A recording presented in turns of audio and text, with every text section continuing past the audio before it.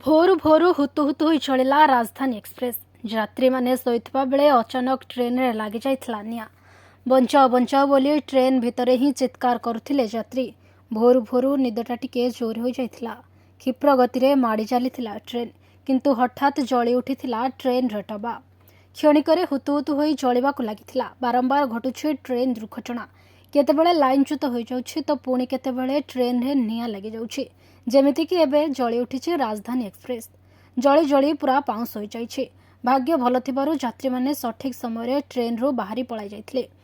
एही दुर्घटनाटी घटिछि थिरुवनंतपुरम रु हजरत निजामुद्दीन अभिमुखे जाउथिबा 12,431 राजधानी एक्सप्रेस रे सकाळ प्राय 5:30 रे एसी कोच रे निया लागिथिला। ट्रेन टी हुतु हुतु होई जळुथिला। धीरे धीरे पूरा कोच पाउंस हो जाइछि। ए दृश्य को देखि जानि पारुथिबे केते भयंकर रहिछि एही अग्निकांड। जदि देखिबा लुनी रिछा एवं विक्रमगढ़ आलोट स्टेशन मध्यरे ट्रेन जाउथिबा समय हठात बेवान एसी कोच रो धुआं बाहरुथिबार देखिथिले यात्री। आ देखु देखु निया पूरा कोच रे व्यापी जाइथिला। निया को देखि चित्कार करबाकू लागिथिले यात्री माने।